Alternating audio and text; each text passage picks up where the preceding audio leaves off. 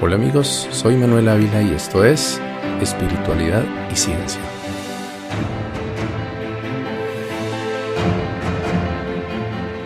Continuamos el relato de mi camino espiritual y este es tal vez uno de los más importantes en él.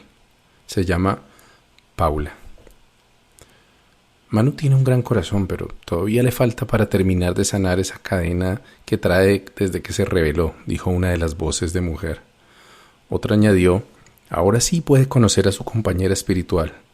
Espérate que vea la que tenemos para él. ¿Bonita como a él le gustan? Sí, pero esta es bien guerrera. Lo estaba esperando, pero así como estaba, no se le iba ni a acercar. Como era de esperarse, las anteriores palabras que recordaba de mi liberación con el yagé hacían parte de los mensajes proféticos que recibí aquel sábado de octubre de 2009, que más emoción me causaban. Los enredos del corazón habían sido al fin y al cabo una importante motivación para la decisión de buscar la curación con la medicina. En los años anteriores, desde mi llegada de Santa Marta, había estado buscando sin mucho afán, a decir verdad, una compañera de vida con quien pudiera cumplir mi sueño de formar un hogar, no solo para mí, sino también para mi hija Ana María. El problema era, al parecer, que mis sueños y mis instintos iban por caminos distintos. Las mujeres que atraía a mi vida reflejaban más mis gustos y anhelos de diversión, pero no realmente un verdadero interés por construir un proyecto de vida. Por otra parte, tenía claro que antes de pensar en tener más hijos, tener una relación seria, como la que admiraban mis padres, yo quería viajar, divertirme y crecer profesionalmente, pero definitivamente no quería seguir haciéndolo en medio de relaciones intrascendentes que antes que nutrir mi vida usualmente me dejaban con un vacío en el pecho y otro en el bolsillo. Apenas habían pasado algunos días desde mi experiencia transformadora en el yagé y me estaba adaptando nuevamente a mi rutina de trabajo cuando vi a Paula por primera vez. Estaba tecleando afanosamente en una estación de trabajo en el mismo piso en el que yo laboraba, a unos 100 metros de mi escritorio. Notarla no fue difícil, ya que su edad era claramente mucho menor al promedio de edad de quienes trabajábamos en el departamento. Además, era la mujer más hermosa que había visto en aquella empresa. Su piel de porcelana, ojos verdes, labios pequeños y cabello rubio se quedaron grabados en mi mente desde ese momento, y claramente recuerdo haber pensado, ojalá que ella fuera la mujer que me dijo el yagé que tenía para mí. Eso no quería decir que estuviera dispuesto a esperar que la divinidad la trajera a mis brazos. Por otra parte, una cara bonita no siempre es indicativa de un buen corazón, pero era tan linda que pensé que valía la pena tratar de conocerla. Había tomado la decisión de intentar acercarme y, aunque siempre me consideré un poco tonto a la hora de abordar a una mujer, pensé que algo se me ocurriría, así que la busqué nuevamente al día siguiente, pero en el escritorio donde la había visto antes había otra persona en su lugar. Me quedé un poco desilusionado y molesto conmigo mismo por no haberme acercado el día que la vi por primera vez. Aunque en retrospectiva pienso que no había estado nada bien, teniendo en cuenta que se trataba de un entorno de trabajo y no un bar. Pasaron 2 días más en los que rondé el lugar donde la había visto y se me había grabado su imagen, pero no la volví a encontrar. Seguramente trabajaba para algún contratista y habría estado en misión solamente por unos días. Era evidente que su estilo juvenil y alternativo no encajaba con el formalismo que usaban las mujeres que trabajaban en Telefónica por esos días.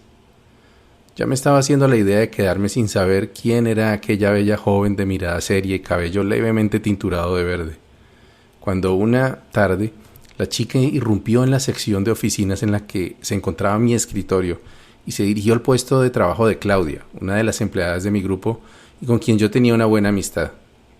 Tener a una persona conocida en común incrementaba ampliamente las posibilidades de poderme acercar a la misteriosa chica, así que tan pronto como ella abandonó la oficina, me acerqué a Claudia para preguntarle por nuestra joven compañera.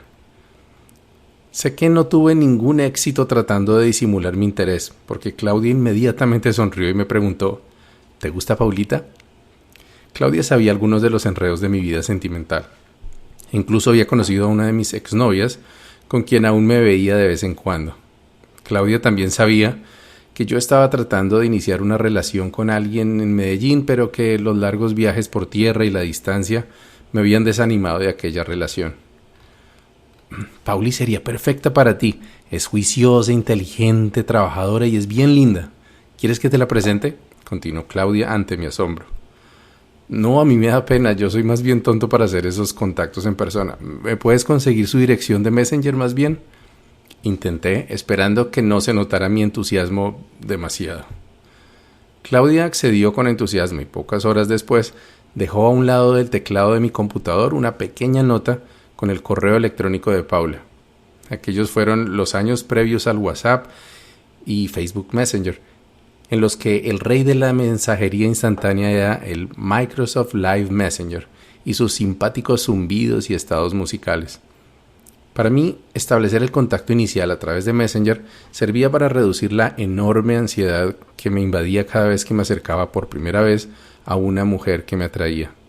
Fue así que Paula y yo cruzamos nuestras primeras líneas, de las cuales surgió una primera invitación a tomar café, cortas visitas a su escritorio en las mañanas y en cuestión de días una invitación a almorzar cerca de nuestro trabajo en su restaurante favorito, Crepes and Waffles. A medida que iba conociendo más a Paula, reafirmaba más mi atracción por su belleza, su profesionalismo en el trabajo y el esfuerzo por salir adelante a pesar de las dificultades. Ella también apreciaba mi interés por conocerla como persona y parecía interesarse por los extraños temas de espiritualidad chamánica que había tocado levemente en alguna de nuestras conversaciones. Aquella primera cita para almorzar, aprovechando un largo break de almuerzo en el trabajo, me sirvió para ahondar en su historia personal. Paula nació en Medellín, Antioquia, en abril de 1989, con lo cual en algo menos de 10 años menor que yo. A pesar de que sus rasgos físicos eran claramente antioqueños, me sorprendió saber que Paula hubiera nacido en Medellín, pues su acento no tenía esa inconfundible impronta del paisa que se habla en el departamento. Ella me explicó que nunca le había gustado ese acento tan marcado y que ni siquiera el de su mamá era el típico acento paisa. Paula había vivido los primeros 18 años de su vida en Medellín, en un barrio popular del norte de la ciudad llamado Pedregal. Curiosamente, era el mismo barrio al que yo había ido unas cuantas veces a visitar a la novia con la que había terminado una corta relación hacía un par de meses. Además de su leve acento paisa, otra cosa atípica para una mujer antioqueña era tener una familia pequeña. Su hogar estaba conformado apenas por sus abuelos, su madre y ella, y solamente tenía un tío y un primo. En Antioquia son comunes las familias con muchas tías y tíos y decenas de primos. Las dificultades económicas de su hogar habían hecho imposible que pudiera dedicarse exclusivamente a adelantar sus estudios superiores en la Universidad de Antioquia, y ante las pocas opciones de trabajo para una joven de su edad y sin experiencia, Paula resolvió aceptar la propuesta de su novio de la época para embarcarse en la aventura de trasladarse a Bogotá y vivir una vida de pareja en una ciudad desconocida y sin la cercanía de sus amados madre, tío o abuelos. Los 2 años que pasaron desde esa decisión hasta el día en que ella y yo nos conocimos no fueron fáciles para Paula. Tuvo que cambiar de vivienda en varias ocasiones, explorar distintos trabajos, incluyendo preparar domicilios en una prestigiosa cadena de tiendas de comestibles, hasta que encontró algo que la apasionaba y para lo cual tenía mucho talento: el servicio al cliente en la misma empresa de telecomunicaciones para la cual yo trabajaba y en la que a la postre terminamos por encontrar nuestros caminos, Telefónica. Paula trabajó para esta empresa a través de varios contratistas y logró hacerse notar por su disciplina, gran conocimiento de los temas técnicos y en especial por su habilidad para tratar con clientes difíciles, para quienes siempre trataba de encontrar una solución a sus problemas. De hecho, por su sobresaliente desempeño, Paula fue elegida entre cientos de agentes de servicio al cliente para realizar pruebas de usuario a una importante aplicación que la empresa trabajaba para lanzar a producción en los siguientes meses. Al tiempo que se esforzaba por sobresalir en su trabajo y quizás algún día convertirse en una ingeniera de telecomunicaciones, como ya alguno de sus supervisores le auguraba, Paula sabía que tenía que obtener un título profesional y para ello se matriculó en la universidad. Así que con solo 19 años, Paula estudiaba, trabajaba, sostenía un incipiente hogar y apoyaba a su madre en la distancia. Con todas estas responsabilidades a cuestas, no era de sorprender que su situación económica se encontraba en una situación precaria. Había tenido que suspender sus estudios, había acumulado algunas deudas y desde hacía rato tenía que sacrificar muchas de las diversiones que los jóvenes de su edad con más privilegios podían disfrutar. Por otra parte, y tampoco sorpresivamente, su vida sentimental no estaba en su mejor momento. Ya habían pasado las mieles del romance, se habían revelado los verdaderos caracteres y la inexperiencia de ambas partes había causado sus destrozos, algo que yo conocía demasiado bien. Con todas estas circunstancias en contra, Paula había decidido rendirse de seguir intentando forzar una vida en Bogotá, que a pesar de ser una ciudad que la había cautivado, no le ofrecía la seguridad y el calor familiar que la esperaban en Medellín. No puedo negar que cuando escuché esta decisión sentí el impulso de tratar de convencerla para que se quedara. A lo mejor yo podía ayudarla de alguna manera, brindarle apoyo para que pudiera independizarse y salir adelante. Finalmente era claro que se trataba de una mujer responsable e inteligente que encontraría la forma de subsistir sin necesidad de tener que soportar una relación tóxica.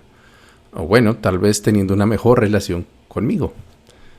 Quizás empecé a decir algo, pero entonces sobrevino en mí una conciencia que no habría tenido 2 semanas antes, cuando aún no había tenido mi liberación gracias al yagé. Me di cuenta que nuevamente estaba pensando de forma egoísta, en mi propia gratificación por encima de la de los demás. La verdad era que para Paula las cosas serían mucho más fáciles con el apoyo de su familia que sola en una ciudad de 8 millones de habitantes. Así que me mordí la lengua y en vez de darle esperanzas basadas en tenerla a mi disposición, traté de escuchar cuáles eran sus sueños, qué la haría feliz. Me di cuenta que su familia era un factor decisivo en su decisión, así como el temor de enfrentar una vida sola por primera vez. Pero a la vez Paula se encontraba más a gusto viviendo en Bogotá que en Medellín y sobre todo amaba su trabajo en Telefónica. Entonces me arriesgué a hablarle del yagé. Le conté de mi experiencia, sin entrar en detalles que pudieran asustarla demasiado, y le hablé de Mara. Le sugerí que hablara con ella antes de comprar sus pasajes de regreso a Medellín y que con seguridad Mara le ayudaría a sentirse mejor con cualquier decisión que tomara. Con esta propuesta y la promesa de que lo pensaría, terminó nuestra primera cita. En el camino de regreso no hablamos más sobre sus problemas, sino sobre nuestros gustos opuestos o en común. Interpreté un par de gestos y preguntas de Paula como una muestra de leve interés por mí, lo cual me mantuvo motivado. Pero lo que me hizo feliz fue sentir que mi cambio en el yagé, aunque reciente, era real. Mis prioridades eran diferentes. Estaba viendo a una bella mujer como una persona antes que como un objeto, y había antepuesto sus intereses a mis antojos. Era un buen comienzo. Paula accedió a ir conmigo a casa de Mara el siguiente día. Después de terminar nuestra jornada laboral, estaba un poco nerviosa y creía que no había nada que pudiera cambiar su decisión para partir hacia Medellín, pero aún así le intrigaba saber qué podría mostrarle la misteriosa planta amazónica de la que ya había escuchado en varias oportunidades. Mara fue tan dulce y asertiva como lo había sido conmigo, escuchando la historia de Paula y haciendo preguntas importantes. También utilizó sus péndulos de la misma forma en que lo había hecho conmigo y de forma similar le recomendó tomar yagé lo antes posible. De hacerlo, podría aclarar sus emociones y pensamientos y estar segura de que tomaría la mejor decisión para su vida. Coincidencialmente, ese mismo domingo habría una nueva ceremonia de yagé en la mesa, tan solo 2 semanas después de mi primera toma, y Mara estaría allí, apoyando a 2 pacientes que la habían contratado para acompañarlos durante su viaje. Paula, quien sintió una conexión inmediata con Mara, tal vez por su experiencia compartida de haber partido muy jóvenes y solas a buscar un mejor destino en la gran ciudad, accedió a postergar su decisión hasta después de regresar de la toma de yagé ese fin de semana. Yo, por otra parte, había hablado ya tanto sobre el yagé con familiares y amigos que un primo y su esposa se habían interesado en vivir la experiencia y se anotaron para asistir a esa misma ceremonia, con la ventaja adicional que podíamos ir todos en el carro de mi primo e incluso pasar la noche anterior en la población de Cachipay, que queda cerca de la mesa. De modo que por segunda vez emprendí un viaje hacia lo desconocido en compañía de otro hombre y 2 mujeres. Esta vez mi acompañante no sería mi hermana, sino la bella joven rubia de ojos claros que sin saberlo me había cautivado desde un escritorio de Telefónica. El ambiente era propicio para la amistad y la trivialidad, pero no para el flirteo, por lo que yo aparqué mis intenciones románticas y me limité a ser un buen amigo y buen guía para la experiencia que podía ser potencialmente traumática. Esa noche, en la casa campestre de la familia de mi primo, pudimos seguir conversando sobre nuestras vidas y pude sentir lo importante que había sido para ella encontrarse con personas que le demostraban cariño y preocupación genuina, algo refrescante en medio de la situación que se encontraba viviendo. Ese domingo, 15 de noviembre de 2009, me encontré nuevamente de pie entre un círculo de personas que acudían a la medicina del yagé, frente al Taita Fernando y sus ayudantes, quienes consagraban la ayahuasca con cantos y viento de guaira. A mi lado se encontraba Paula, quien mantenía sus manos juntas y la cabeza inclinada hacia el piso. Ya me había contado que la espiritualidad no era su fuerte y que en general no creía en dioses ni religiones. Además, detrás de su apariencia delicada y delgada figura se escondía una rebelde fanática del death metal que no dudaba en exteriorizar su fuerte carácter cuando sentía la menor amenaza. No había visto en su rostro más que un par de sonrisas, pero yo tenía la intuición que después de ese día florecería sobre esa fachada gris una gran alegría. Por ser hombre, pasé a recibir el sagrado brebaje antes que Paula, tal como indicaba la tradición siona, y de acuerdo con las reglas del Taita, después de tomar el yagé, tuve que retirarme del lugar de la ceremonia y buscar mi propio espacio para vivir la experiencia, lejos de los demás participantes y sobre todo, lejos de las personas con quienes había asistido, para así evitar la distracción mutua que pudiera ocurrir. Me alejé caminando con mi espalda cubierta por una sábana delgada. Esta era una de las recomendaciones que Mara nos había hecho para evitar las picaduras de mosquitos y las quemaduras por el sol, que en esa parte del continente pueden sufrirse durante los 12 meses del año. Me sentía tranquilo a pesar de saber de antemano las aterradoras visiones y sensaciones que podían presentarse, porque sentía que ya había dejado atrás esos demonios que me habían causado tan traumática experiencia. Lo que siguió siendo igual de difícil para mí fue tratar de soportar las ganas de vomitar demasiado rápido y mantener el yagé en mi organismo al menos los 20 minutos que Mara me había aconsejado. Al igual que la vez anterior, deambulé caminando lentamente por la parte norte de la finca, respirando profundamente hasta que logré controlar las náuseas. Entonces me senté en posición de flor de loto y comencé a meditar. A diferencia de mis incipientes intentos previos de meditación, en esta oportunidad mi mente se prestó totalmente para ello. Cerré mis ojos y me limité a sentir el cálido viento en mi piel, los aromas frutales y de inciensos, los sonidos de las aves que revoloteaban sobre mi cabeza. No me fue difícil en absoluto mantener la mente en blanco, y poco a poco me sumergí en un estado silencioso y de quietud, en el que los sonidos y otras sensaciones se combinaron en un solo murmuro que giraba alrededor de mi cuerpo como si se tratara de un campo de fuerza. De repente sentí como si algo me empujara hacia atrás y mi espalda y mi cabeza se dirigieron hacia el piso al tiempo que mis piernas se estiraron suavemente. Pero ese movimiento fue lento y sin ningún esfuerzo por mi parte, como si un espaldar invisible se estuviera reclinando detrás de mi espalda. Abrí mis ojos mientras descendía y para mi estupefacción a mi alrededor comenzaron a brotar bellas flores amarillas. Luego aparecieron 4 jardines con flores de otros colores, pero más que todo púrpura, en 4 puntos equidistantes a mi alrededor.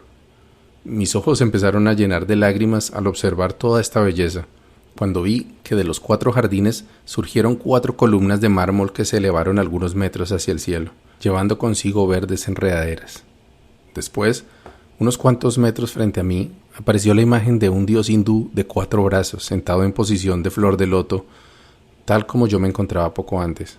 Algunos días después, buscando imágenes del Olimpo hindú, descubrí que se trataba de Shiva, señor de la transformación del universo. Con esta visión, sentí una voz interna que me pidió que cerrara mis ojos. Así lo hice, y para mi sorpresa los 4 jardines seguían estando allí, pero todo lo demás desapareció.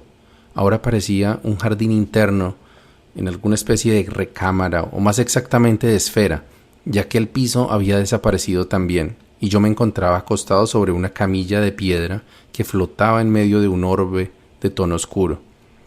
Empecé a escuchar otras voces detrás de mí, y poco después un grupo de seres invisibles, quizás los mismos que había escuchado 2 semanas antes, empezaron a efectuar algún tipo de sanación o masaje energético en mi cuerpo. Sentía como si muchas manos invisibles estuvieran moviendo, limpiando o reacomodando toda la superficie de mi piel y también mis órganos internos. Pregunté qué me estaba pasando y las voces me respondieron que me estaban preparando para mi viaje, que disfrutara el momento. Así lo hice y puedo decir que aún lo recuerdo como una de las experiencias más sobrecogedoras y placenteras de mi vida. En otras tomas posteriores pude sentir parte de esa experiencia. De hecho, me di cuenta que cuando iba a tener una limpieza más fuerte con el yagé, los misteriosos seres invisibles aparecían para proporcionarme esa preparación mística. Algunas veces la preparación solamente duraba un par de minutos y otras veces probablemente un par de decenas de minutos. Algunas veces pude percibir otras cámaras de preparación de diferentes tipos, pero siempre esféricas y con una mesa flotante en el centro. Pero nunca más he vuelto a encontrarme con aquel bello jardín de Shiva que conocí la primera vez que tomé yagé con Paula. En retrospectiva, creo que esta es la razón por la cual nunca corto las flores amarillas de diente de león que brotan en mi jardín cada primavera. No obstante la hermosa experiencia que acababa de tener, el yagé no me había llevado solamente a fascinarme con su magia. El templo de Shiva se fue disolviendo y pronto me encontré en la oscuridad. Esta vez no hubo demonios ni voces tétricas, pero mi mente empezó a viajar con mucha lucidez a momentos de mi vida que no recordaba de forma consciente, especialmente en mi niñez. Me hallé nuevamente en el cuerpo de un niño de 3 años llorando de rabia por haber sido castigado y pensando las peores cosas acerca de mí mismo y de mis padres. Luego viajé a momentos agradables de juego con mis hermanas en la finca de mis abuelos, pero aún con más claridad recorrí rincones de casas y habitaciones que ni siquiera recuerdo haber conocido en mi vida, sitios llenos de dolor y tristeza, cuartos miserables donde estaba con hermanos y hermanas que no conozco, temiendo la llegada de un padre cruel y maltratador. Me encontré ya como adulto con un grupo de personas realizando rituales oscuros, quizás magia negra, en los cuales yo era una especie de receptáculo para ser poseído por un tenebroso demonio al que estaban invocando. Todas esas extrañas escenas que sentía como parte de mi propia vida empezaron a generar en mí una auténtica desesperación. Abrí mis ojos tratando de recuperar la cordura que sentía que se me estaba yendo, pero las imágenes me perseguían y cada vez que me dejaba llevar por el yagé viajaba a un nuevo episodio retorcido de sufrimiento humano. Busqué ayuda a mi alrededor, pero no la encontré, así que hice acopio de valor y traté de retomar el control respirando profundamente. Mis piernas temblaban espasmódicamente y mis tripas empezaron a apretujar. A lo lejos escuché varias personas vomitar y pedir ayuda. Alguien lloraba y alcanzaba a escuchar las voces de Mara, Fernando y sus ayudantes emitir cánticos o tratar de tranquilizar a los yajenautas. Las escenas macabras fueron dando lugar a figuras grotescas de demonios, cruces al revés y estrellas de 5 puntas invertidas. Entonces escuché claramente a Paula vomitar con mucha violencia. No sé cómo supe que era ella, pero estaba seguro, y luego pude confirmar que así era porque Mara estaba con ella y le estaba ayudando a pasar por ese angustioso trance de la mejor forma posible. Por mi parte, me sentía desesperado, abandonado por Dios y nuevamente con miedo a morir. Entonces sentí ganas de gritar de nuevo pidiendo ayuda como la primera vez, pero no quería que Mara dejara sola a Paula, así que pedí ayuda internamente. Dios mío, ayúdame, no quiero esto, no quiero más sufrimiento. Al cabo de un rato, una voz dentro de mí me dijo: no estás solo, estoy contigo, pero tienes que ser fuerte y soltar las cadenas que cargas. Empecé a buscar dentro de mí y poco a poco fui encontrando esas cadenas. Me di cuenta que albergaba un fuerte resentimiento por mi padre, no reciente, sino de infancia, por su actitud recia conmigo y su forma a veces dura de reprenderme. Pensé en otras cosas como mi facilidad para mentir y manipular a las personas y otras, entre comillas, oportunidades de mejora. En este caso, igual a la vez anterior, solo cuando identifiqué el mal que me estaba causando sufrimiento, algo se abrió en mi vientre y un chorro de vómito marrón se proyectó de mi boca. Luego vino otro, y mientras vomitaba, solo podía pensar en Paula y en esa voz que me había hablado. Sabía que mi tarea principal estaría con las mentiras y con mi padre, pero quería que Paula estuviera bien, que sacara de su pecho toda esa tristeza que había sentido en ella desde que la conocí. Vomité hasta que se formó un nudo en mi estómago y ya no pude sacar nada más. Entonces caí inconsciente sobre un costado. Mi mente volvió al silencio y no sé cuánto tiempo pasé en profundo descanso cuando sucedió.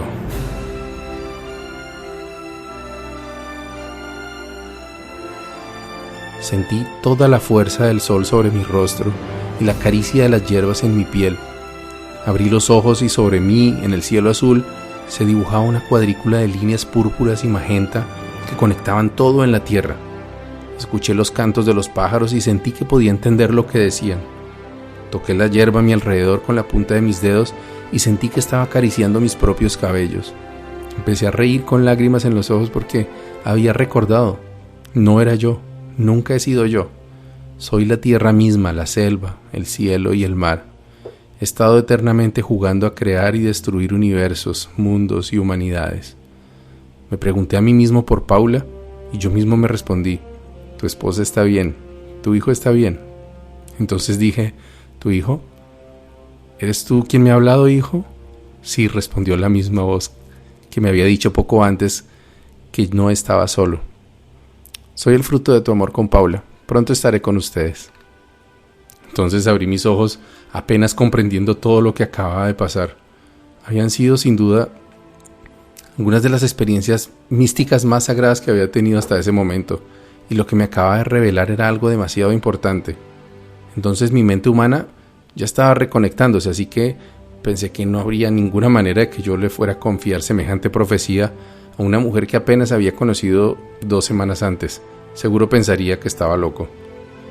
En medio de mis cavilaciones, apareció la silueta de Mara de pie a mi lado, preguntándome: ¿cómo estás, Manu? Bien, Marita, esto estuvo muy fuerte. No me dio tiempo para preguntarle por Paula cuando me dijo: tu novia está bien, eso sí, vomitó hasta el primer tetero, pero tiene muchas ganas de verte. Mara me ayudó a poner de pie y me llevó a una hamaca amarilla que estaba guindada entre 2 árboles de mango. Espérala aquí, ya te la traigo. Mi mente empezó a funcionar a 1000 revoluciones cuando vi a Paula sonriendo que se acercaba a mí, caminando lentamente con la ayuda de Mara. Le hice espacio en la hamaca para que se sentara a mi lado y nos abrazamos con fuerza. Paula me agradeció por haberla llevado y me contó que había sido una experiencia muy dura para ella, especialmente la parte del vómito. Sintió que se estaba muriendo y vio cosas horribles. Me contó que entendió que tenía que dejar de escuchar esa música densa que solía escuchar todas las noches antes de dormir y que había visto cosas muy lindas también. En ese momento pensé si sería posible que ella hubiera visto las mismas cosas que yo vi sobre nuestro futuro.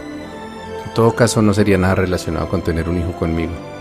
Ambos tanteamos el terreno para saber si podíamos revelar nuestros secretos con tranquilidad, así que cuando surgió de mi corazón, la miré a sus bellos ojos verdes y le dije: yo vi que tú y yo somos pareja espiritual, que vamos a ser esposos y vivir muchas experiencias bonitas juntos. Ella me tomó de las manos y me dijo: yo también vi todas esas cosas y otras todavía más locas. Yo también vi algo más grande todavía, le dije. ¿Cuál no sería mi sorpresa cuando me respondió: ¿entonces también viste a nuestro angelito? Así es. Y nos besamos como 2 almas que se reencuentran después de un largo viaje. Hoy, casi 11 años después de ese maravilloso día, aún me transporto de vez en cuando a esa hamaca para revivir el momento más místico, romántico y mágico de mi vida, que cada 15 de noviembre recordamos y celebramos como nuestro día D. Había un pequeño detalle que aún debíamos resolver. Paula todavía vivía con su novio, o bueno, ahora exnovio, y no tenía nada en Bogotá más que un amor que acababa de nacer y una familia espiritual que la acababa de adoptar. Pensé para mí: bueno, pues si ya Dios nos metió en estas, nos tiene que echar la mano. Yo vivía con mis padres desde que regresé de Santa Marta 3 años atrás y no tenía la intención de enviar a mi futura esposa y madre de mis hijos a vivir sola en un hotel. Así que hice un nuevo salto al vacío, tomé mi teléfono, llamé a mi mamá, quien al oír mi voz se sintió aliviada, pues sabía lo dura que había sido mi experiencia anterior. Cuando me preguntó cómo me había ido, solo le dije: pues mami, resulta que Paula es mi pareja espiritual, tenemos un futuro brillante juntos y hasta pudimos ver al hijo que vamos a tener juntos. Así que quiero pedir tu apoyo para que Paula viva con nosotros mientras encontramos un lugar para ella. Mi mamá guardó silencio por unos segundos y luego me dijo con convicción: hijo, si eso es lo que tú deseas, sabes que tienes mi apoyo. A veces, solo a veces, el universo parece alinearse y juntar todas las piezas para que un momento sea perfecto y quede inscrito en la eternidad. buen camino y buena brisa.